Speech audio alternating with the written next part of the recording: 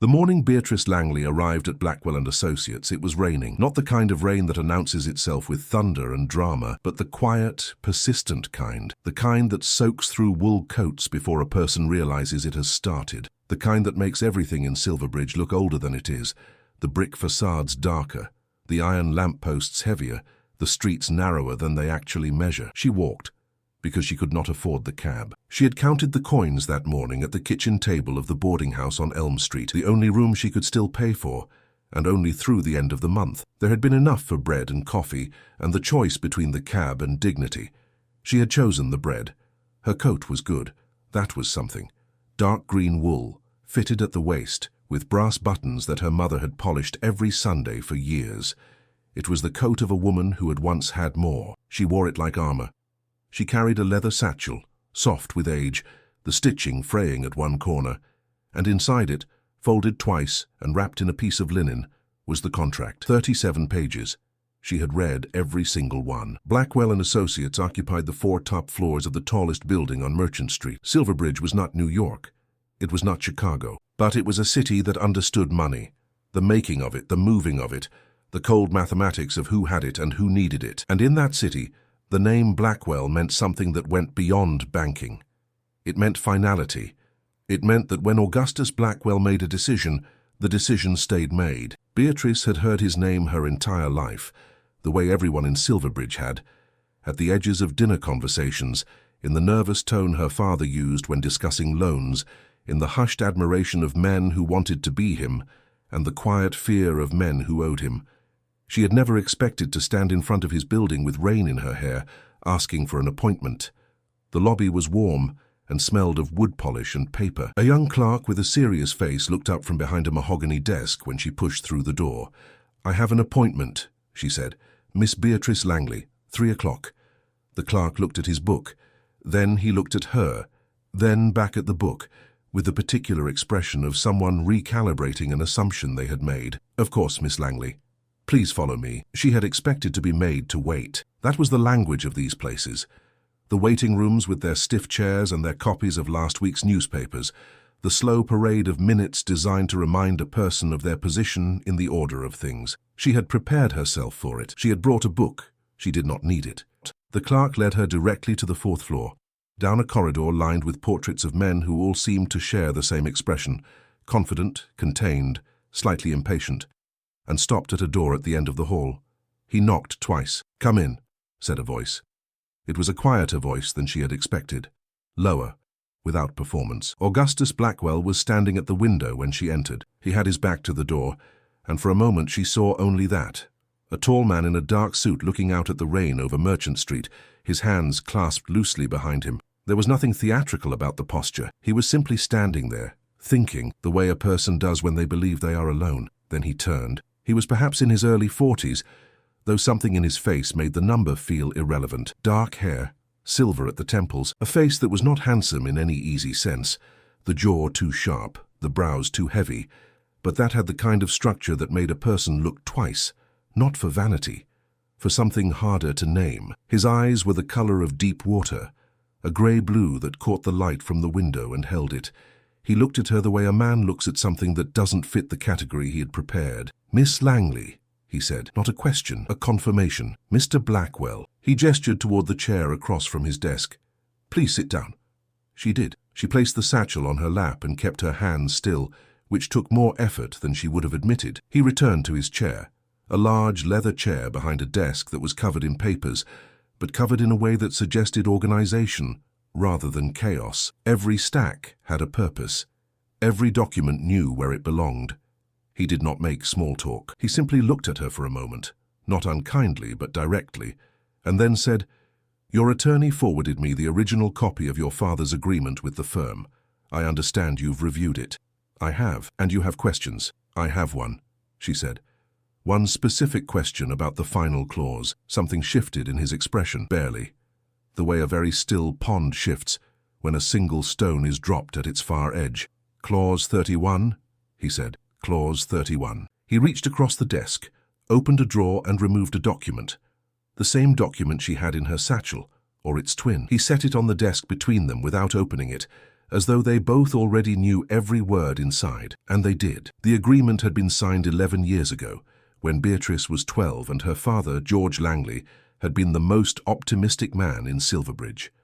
George Langley had been a builder, not the metaphorical kind, the literal kind. He had built bridges and warehouses and the grain storage facility on the south side of the river that was still standing and still bearing his name on a small plaque near the eastern door. He had been good at it. He had been respected. And then one winter, a long, brutal winter that stopped the rivers and froze the supply lines and bankrupted 3 companies in the span of 6 weeks, he had needed money, quickly, in the amount of $40,000. He had come to Blackwell and Associates. He had signed an agreement, and for 11 years he had paid it back faithfully, every quarter, every installment, every dollar with interest, until 4 months ago, when his heart had stopped in the middle of the afternoon while he was drawing plans at his drafting table. The payments had died with him.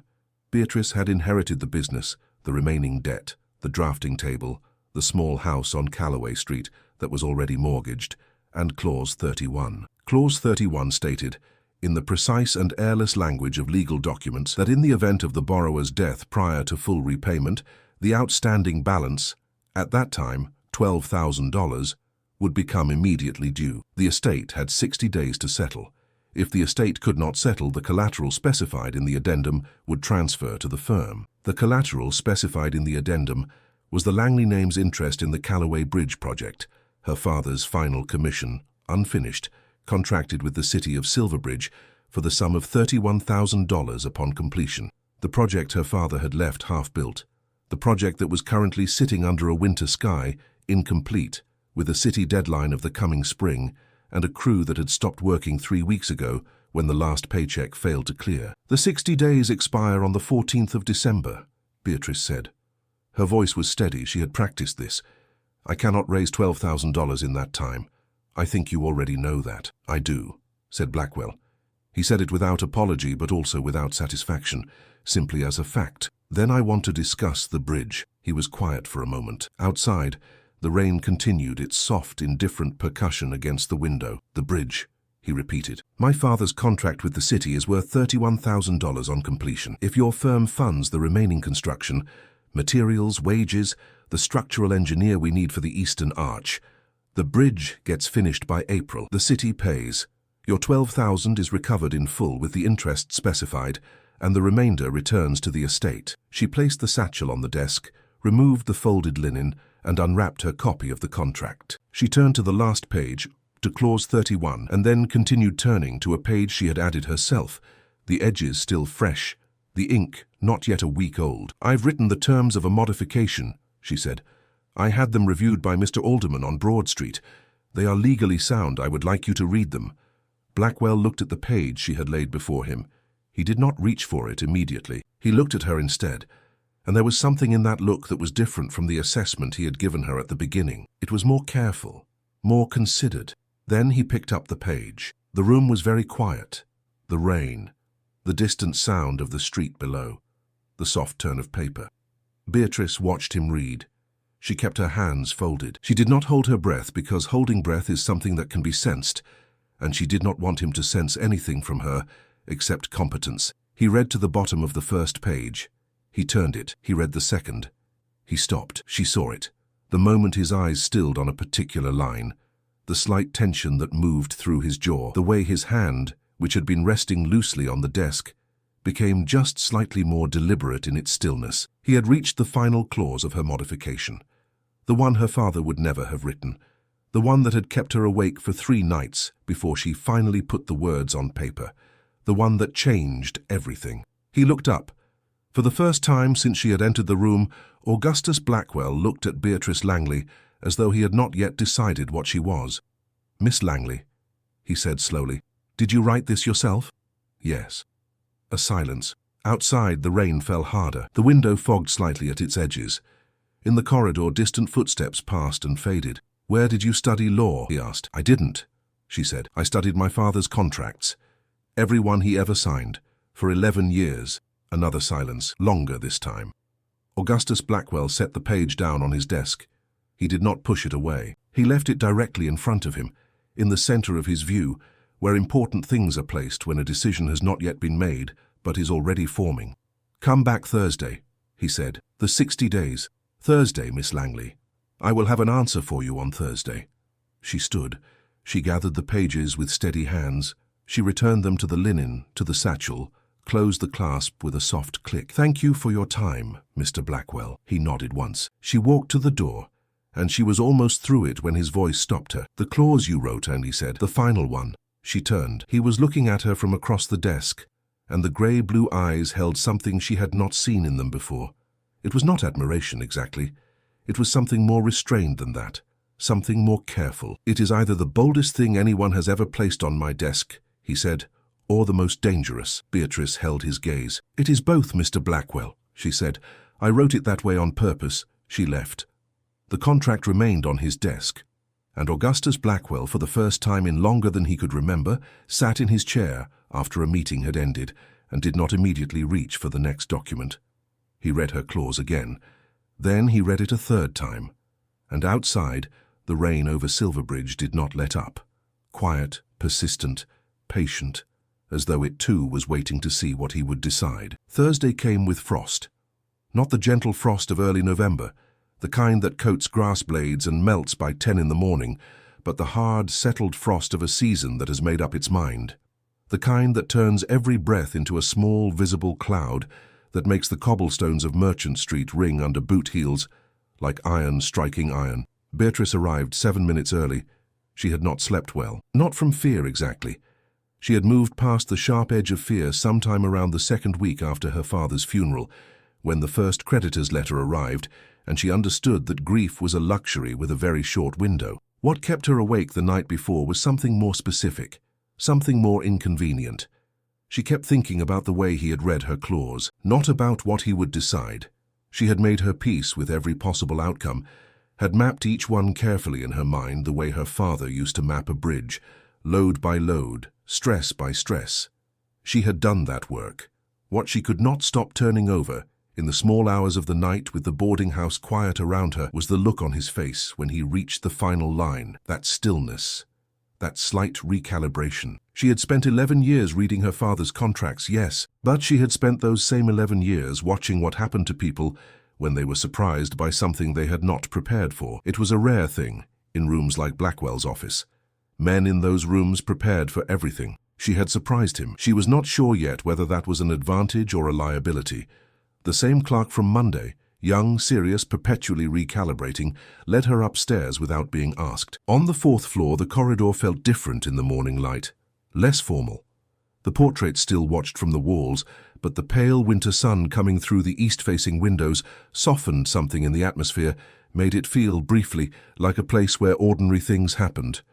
The door at the end of the hall was already open. Augustus Blackwell was at his desk this time, not the window. He was writing when she entered, not looking up immediately, finishing a sentence with the focused efficiency of a man who does not leave things half done. The scratch of the pen, the pause, the deliberate placement of it back in its holder. Then he looked up. "Miss Langley." "Mr. Blackwell." He gestured to the chair. She sat. The satchel went onto her lap again. She noticed with some private amusement that she had assumed the exact same posture as Monday, as though her body had decided this was the correct configuration for sitting across from Augustus Blackwell. On his desk, between them, was her modification. She could see her own handwriting on the second page. He had made notes in the margin, small, precise annotations in dark ink. He had done the work. She had not been entirely certain he would. "I've reviewed your proposal," he said. He folded his hands on the desk. "All of it, including the terms you attached regarding project oversight and disbursement schedule." And he looked at her for a moment before answering. It was the kind of pause that, in a lesser man, might have felt like theatre. In him, it felt like the last half-second of a calculation being completed. "I'm going to accept the modification," he said. Beatrice kept her expression exactly where it was. "With 2 conditions of my own," he added. "I'm listening." He turned his copy of the document to face her and indicated 2 lines he had underlined in the margin. "First, the disbursement schedule you've proposed releases funds in 3 installments across 5 months. I'll agree to 3 installments, but across 4 months. The Eastern Arch deadline with the city cannot be moved, and 4 months gives us the appropriate buffer if weather delays the foundation work in February." She looked at the underlined section. He was right. She had known he was right when she wrote 5 months. She had written it as a negotiating position, expecting exactly this. "Agreed," she said. "Second," he paused, "your modification includes a clause granting you independent authority over contractor selection for the remaining construction work." "It does. I want a co-approval provision, not veto authority. Co-approval. Any contractor engaged for more than $800 in work requires sign-off from both parties." She considered this. It was not unreasonable. It was also, she recognized, his way of maintaining a line of visibility into the project. Not control precisely, but awareness. The distinction mattered. "Agreed," she said again, "on the condition that co-approval responses are required within 48 hours of submission. I cannot afford delays on contractor decisions." Something moved at the corner of his mouth, very briefly. Not quite a smile. Something more contained than that. A recognition, perhaps. 48 hours, what he said. "Agreed." He picked up his pen. She watched him sign the modification. Twice, once on each page, with the signature of a man who has signed thousands of documents and still does it with care. Then he turned it toward her. She signed. The scratch of her pen in the quiet room felt significant in a way she did not entirely want it to. He blotted the ink, separated the pages, and handed her copy across the desk. "The first disbursement will be transferred to the project account by Monday," he said. "Aldrich will send you the account details this afternoon." "Thank you." She began to fold the pages. He was watching her do it. Not intrusively, but in the way of a person who is still thinking about something adjacent to the conversation. "You'll need an office," he said. She looked up. "For the project management. The city contract requires a designated point of contact address. The boarding house on Elm Street." He stopped himself. Beatrice went still. "How do you know where I live?" she asked, quietly, evenly. He did not look away. "I had the estate reviewed before Monday's meeting," he said. "Standard due diligence. It was not personal, Miss Langley.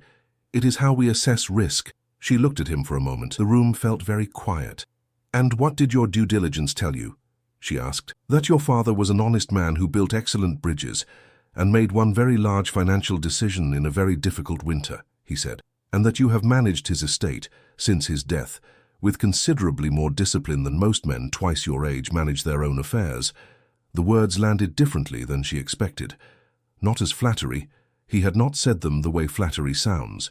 He had said them the way a figure in a ledger is read aloud, as a fact, as something that had been measured and found to be accurate. She did not know what to do with that exactly. "The boarding house is sufficient," she said. "I don't require an office. The city will require an address on the project documentation. Use ours." She blinked. "I beg your pardon? The firm has a correspondence suite on the second floor." He said it simply, as though offering the use of a pencil. "The project is now a Blackwell-affiliated undertaking. It's appropriate. The city liaison will have a fixed address, and you'll have somewhere to receive the contractor estimates without conducting business in a boarding house kitchen." Beatrice looked at him. He had clearly anticipated she would object. There was a particular quality to his stillness, prepared, patient, that suggested he had already decided what he would say to her objections. She decided not to give him the opportunity to say it. "Thank you," she said. "I'll need access on weekday mornings." "You'll have it." He made a note.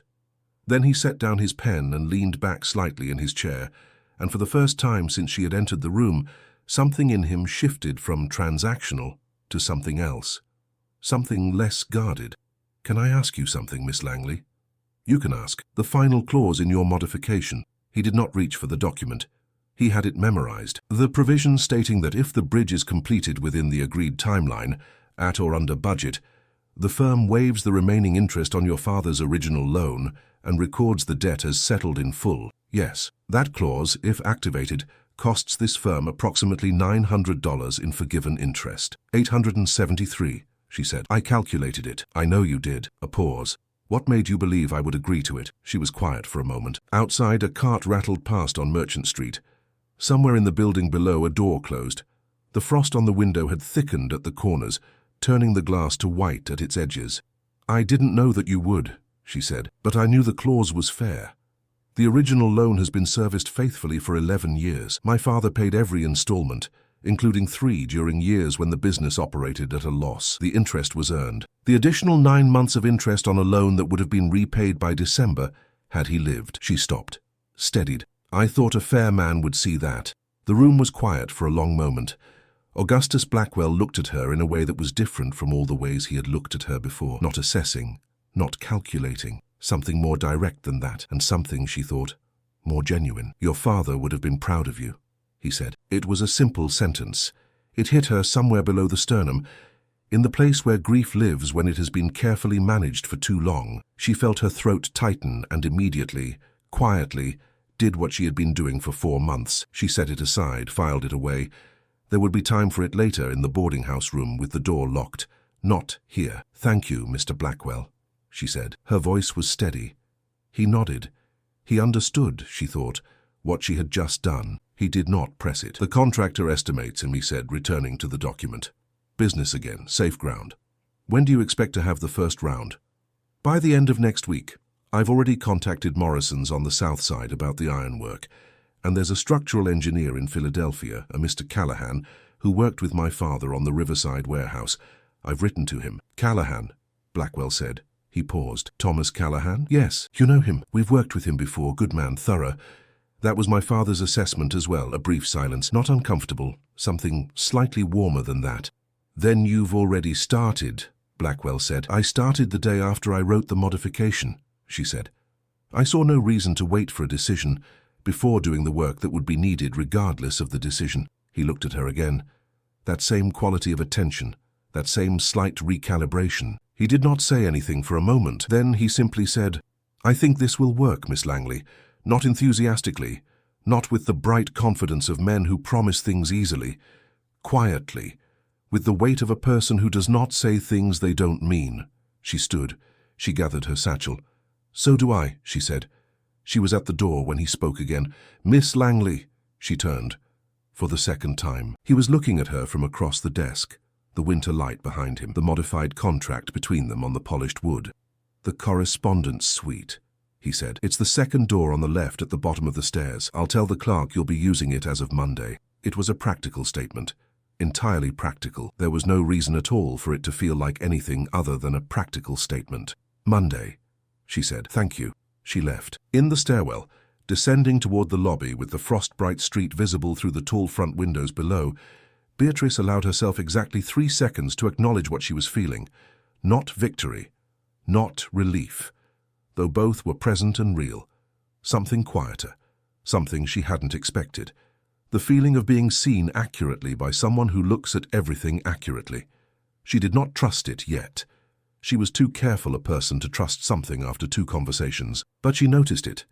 And she knew with the same instinct that had guided every line of that modification that the bridge project would be only the first of many things in the weeks ahead that would require her to be more careful than she had ever been, not about the contracts and not about the money, but about him, about the way silence in his quiet presence never feels empty, but full and heavy with something not yet spoken. December arrived the way real trouble always does in Silverbridge, quietly and all at once. The river slowed first, then stiffened at its edges, thin, brittle sheets of ice forming along the banks where the current was weakest. On the south side of the city, where the Callaway Bridge stood half-finished against a pale grey sky, the construction crew arrived Monday morning to find the ground frozen 3 inches deep and the supply wagon from Morrison's Ironworks sitting empty at the gate with a note pinned to the seat. Beatrice was on the site by 7 in the morning. She read the note twice, folded it, placed it in her coat pocket and spent the next 40 minutes walking every visible section of the structure with Thomas Callahan, who had arrived from Philadelphia 6 days earlier, and who had, in those 6 days, confirmed everything her father had written about him. He was methodical. He was honest. He did not tell her what she wanted to hear. "The Eastern Arch," he said, stopping at the edge of the platform, where the unfinished section rose into the cold air like a question abandoned mid-sentence. "Your father's design is sound.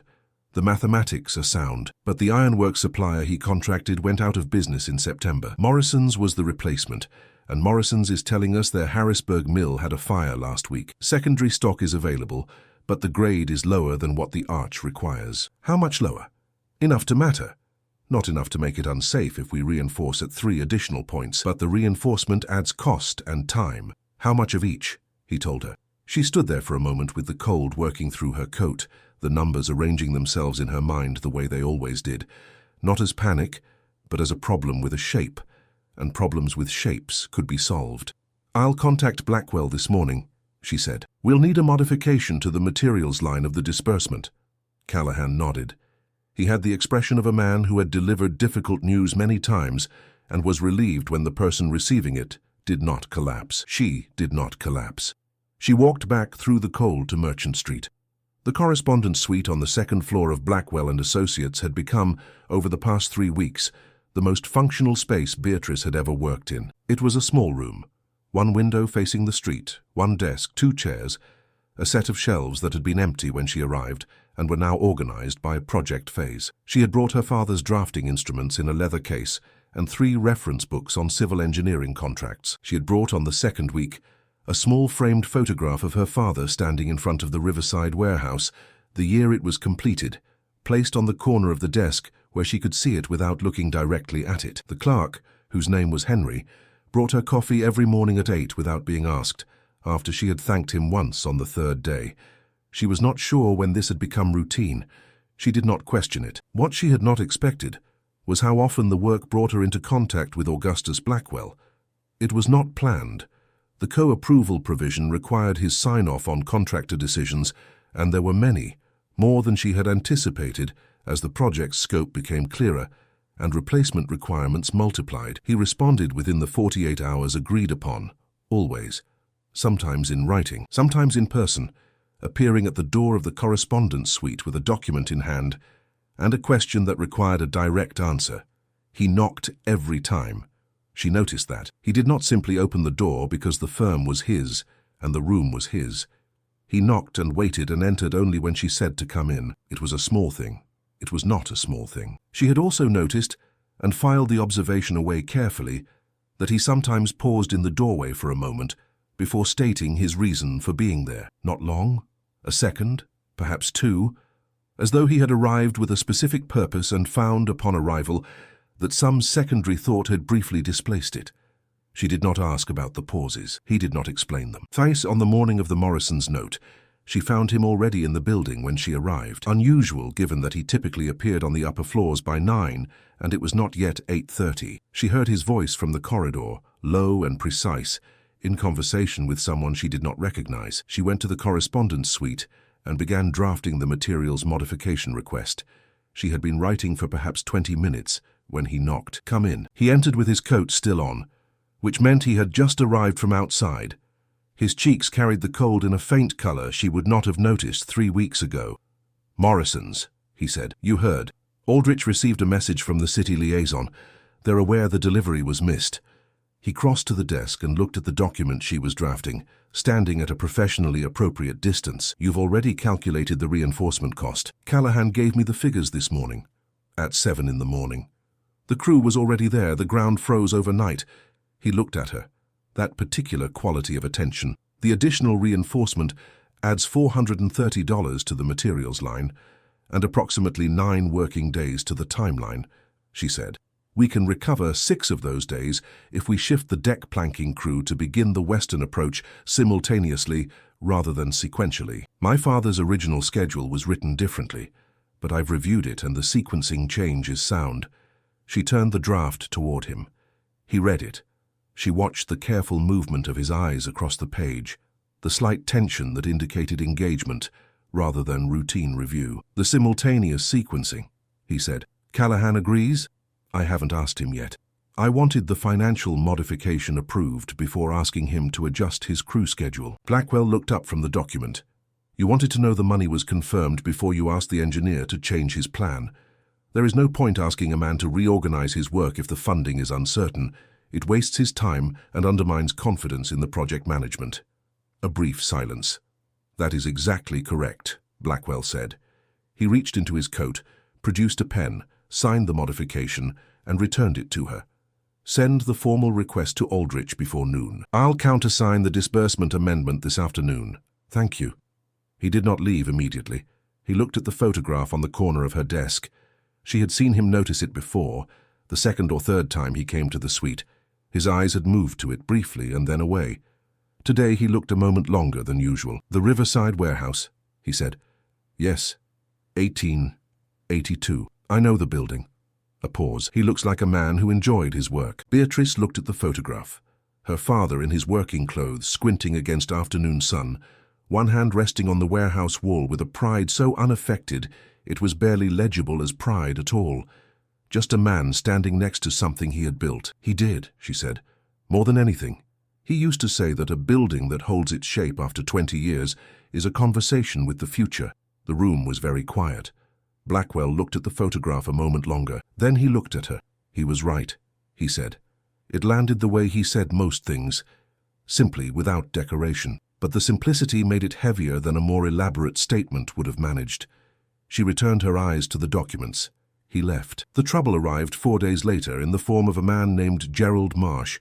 Marsh was a city alderman, 3rd District, 11 years in the position. He arrived at Blackwell and Associates on a Friday afternoon without an appointment, asked for Blackwell by name, and was shown instead, by Henry, to the correspondence suite on the 2nd floor. He opened the door without knocking. Beatrice looked up from a set of contractor invoices. Marsh was perhaps 60, broad-shouldered and florid, with the confident bearing of a man accustomed to rooms adjusting to his presence. He looked at her with an expression that moved rapidly through surprise, reassessment, and a particular condescension she recognized immediately, the kind that comes not from cruelty, but from a structural inability to update. "I was looking for Blackwell," he said. "He's on the 4th floor. I can have someone take you up." She kept her voice even. "I'm Beatrice Langley. I manage the Callaway Bridge project." Langley. He said the name as though testing its weight. "George Langley's daughter." "Yes?" Something shifted in his expression. Not softening. Something more complicated than that. "I knew your father," he said. "Good man. I was sorry to hear it." "Thank you." He did not leave. He looked around the room, at the shelves, the drafting instruments, the organized documentation, with an expression she could not fully read. "The bridge project," he said. "There's been some concern at the alderman's office about the timeline. The delivery miss from Morrison's. The timeline has been adjusted accordingly. The modification was filed with the city liaison on Monday. You should have received it." "We did." He looked back at her. "What I haven't received is an explanation for why a Blackwell-backed project is being run from this office by George Langley's daughter without a single male project manager on record." The room was very quiet.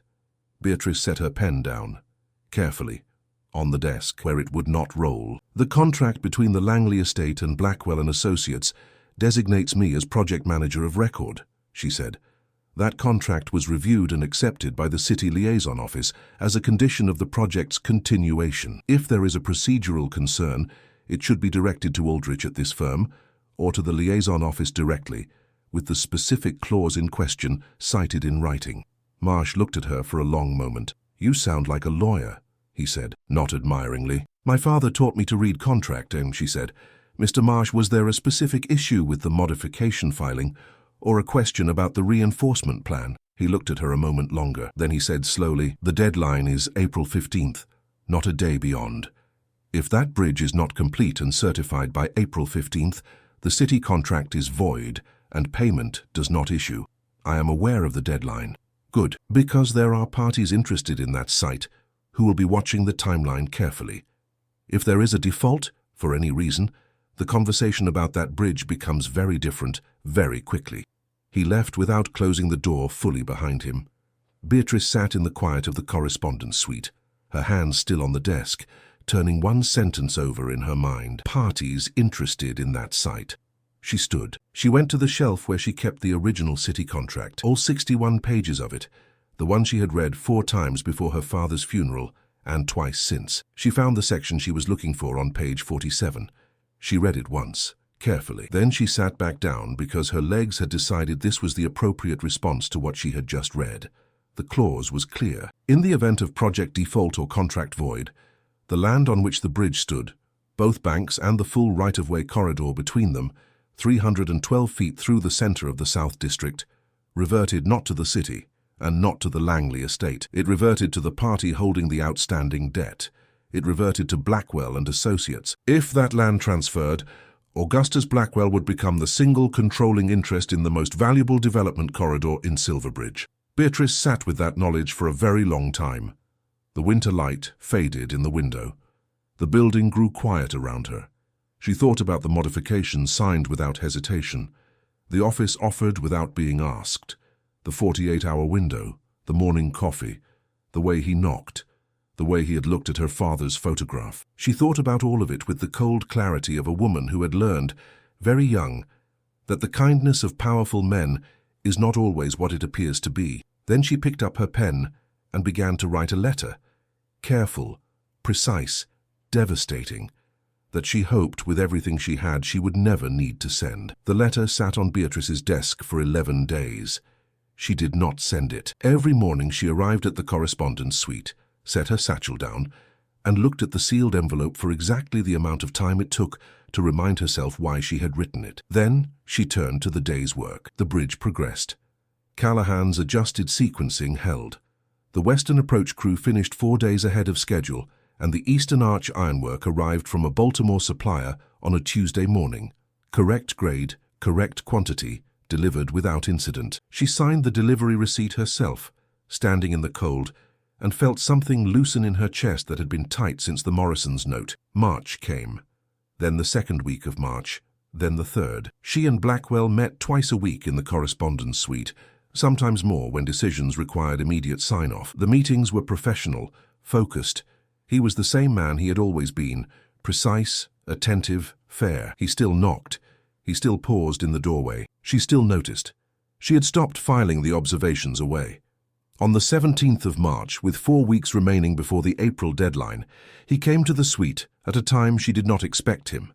Late afternoon, when the building had grown quiet and the light through the window had turned the particular amber of a winter, finally releasing its grip. He did not have a document in his hand. She looked up from the cost reconciliation she was completing. "The certification inspection," he said, "has been scheduled for April 10th, 5 days before the deadline."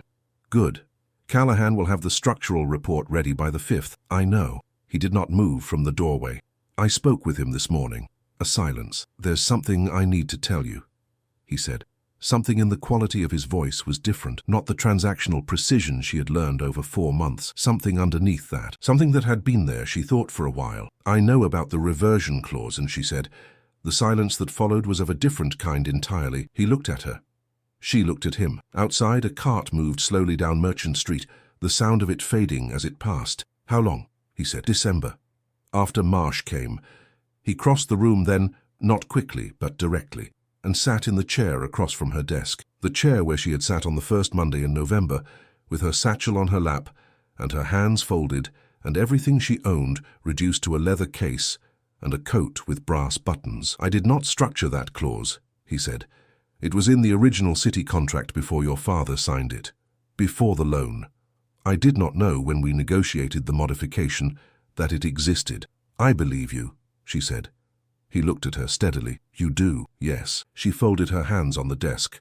"Because if you had known, you would not have offered co-approval. You would not have needed to. The simplest strategy would have been to let the deadline approach, allow a minor delay, and wait for the default. You had nothing to gain from helping this project succeed, except that it succeeds," he said quietly, "which is not nothing." The room was very quiet. "I wrote you a letter," she said. She reached to the corner of the desk and placed the sealed envelope between them. "In December, when I found the clause." He looked at it, but did not reach for it. "What does it say?" "It says that I found the reversion provision, that I am aware of what a default would mean for the Blackwell firm, that I intend to finish the bridge regardless, and that if the project fails for any reason beyond my control, I will make the terms of the original loan and the reversion clause public to the City Council, to the liaison office, and to every contractor and supplier currently working with this firm." He was quiet for a long moment. "That would have been damaging," he said. "Yes, to the firm's reputation, specifically, not its finances." "Reputation is finances, Mr. Blackwell. You know that better than I do." Something moved across his face, not quite a smile, something older and more complicated than a smile. "Why didn't you send it?" he asked. She considered the question seriously, the way she considered everything. "Because I did not want to be the kind of person who sends it," she said. "And because I did not believe, by the time I finished writing it, that you were the kind of man who would need to receive it." The amber light had shifted. The room was nearly dim now, the city settling into early evening outside the window. In 6 weeks it would be spring. The bridge would be finished. The city would pay. The debt would be settled. Everything would be resolved. He reached across the desk and took the letter. He held it for a moment, not opening it, just holding it, and then placed it in the inside pocket of his coat over his chest. "I'd like to keep it," he said, "if you'll allow." She looked at him. "It seems important," he said, "that someone keep a record of who you are." Beatrice looked at her hands on the desk. At the cost, reconciliation. At the photograph in the corner, her father squinting into afternoon sun, standing next to something he had built. She thought about a building that holds its shape after 20 years, about a conversation with the future, about what it means to finish something someone else started, to carry a name forward without losing yourself inside it. "The certification is April 10th, she said. "April 10th, he confirmed. "Then I'll see you there." She returned to the reconciliation. He stood, crossed to the door, and paused, one last time, in the doorway. She did not look up, but she heard him stay there for a moment the way he always did, and then she heard him go. On April 10th, the Callaway Bridge passed its structural inspection with no outstanding items. On April 14th, the city of Silverbridge issued payment in full. On April 15th, the last possible day, the day the contract would have voided, the day the land would have moved, Beatrice Langley walked into the office of Blackwell and Associates, placed the final settlement document on the desk, and watched Augustus Blackwell sign the record of debt as paid in full. Interest waived, account closed. He handed her the copy. Their fingers did not touch. She walked out of the building and onto Merchant Street, into the pale April light, with her father's name cleared and her own name intact, and the bridge standing solid behind her over the cold water of the Silverbridge River, bearing weight, as it was built to do, as it would do for 20 years and likely 20 more. She did not look back. Some things, once built, do not require witnessing. They simply stand.